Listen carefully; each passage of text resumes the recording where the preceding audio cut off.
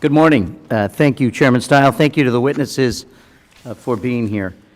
There's nothing to gain and everything to lose from hiding from the truth, because the truth is our last best line of defense. Defense against an administration willing to abandon any pretense at honesty or integrity as they try desperately and corruptly to cling to power. An administration that long ago surrendered any imperative they felt to tell the truth.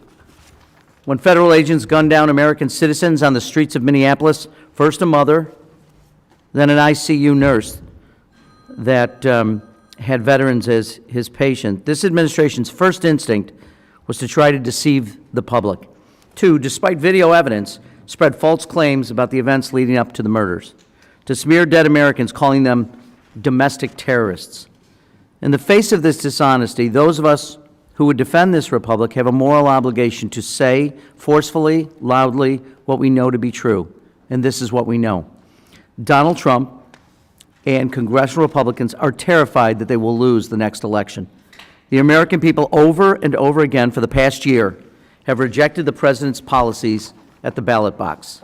Resounding defeats for Trump-aligned candidates across this country, from Virginia to Texas, and this weekend in the Speaker's home state of Louisiana. Because President Trump has done nothing to make the lives of American people better, nothing to make things less expensive, nothing to make us safer. Because of these failures, Republicans know they have one hope at winning the next election: change the rules of the game, destroy the rule of law, and desert any last remaining shred of allegiance to the United States Constitution, redrawing congressional lines to make them better for Republicans, changing the rules of elections, brutalizing American citizens who exercise their rights under the U.S. Constitution. This scheme is not just how Republicans plan to take over our elections, it's how they plan to take over our country, to irrevocably destroy the American principles: peace, prosperity, equality, that we all hold dear. I want the administration to know, and anyone who would align with them, people on this committee, we see what you're doing. We will not let it happen. That's why Homeland Security Committee Ranking Member Benny Thompson and I sent a letter to this committee and the chairman last week. We requested the committee hear directly from Attorney General Pam Bondi and Secretary Noem about the Trump administration's attempt to extort an American state, holding Minnesotans hostage, literally at the barrel of a gun, in exchange for voter file information. If this majority cared about election integrity, why aren't we investigating this horrendous abuse of power? Why aren't we demanding answers from this DOJ, from this DHS, from the administration that, by the president's own admission, wants to nationalize elections to help Republicans win? He says the quiet part out loud: help Republicans win.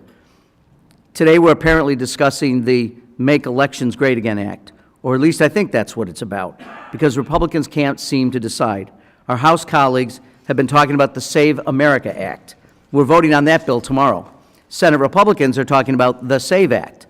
But really, all these bills have the same outcome. They are the Trump elections takeover bills. We know this because the president has said so himself. He said, we want to take over. We should take over the voting in at least 15 places. The Republicans ought to nationalize the voting. Where are the Republicans who once claimed they believed in the power of states to run elections? Because these bills would destroy that state power. This bill gives 9 separate authorities to the Department of Homeland Security, the department that has unleashed ICE and Border Patrol onto our streets, harassing and attacking American citizens to interfere in state and local elections. Even some congressional Republicans have called on Secretary Noem to resign. Why would we give her access to personal, private information of American voters? What's more, this bill gives Pam Bondi the power to unilaterally withhold all election funding to any state she chooses. I ask the American people this: do you want Donald Trump running your elections? Do you want Pam Bondi or Kristi Noem running your elections? And I want every American to know, this is not President Trump's election to take over. It's yours. He wants to take your power for himself. You, the American people, will determine the outcome of midterm elections, not Donald Trump, not Kristi Noem, not Pam Bondi. We see what the administration is planning, and we will stop them, even if congressional Republicans will not. Thank you. I yield back.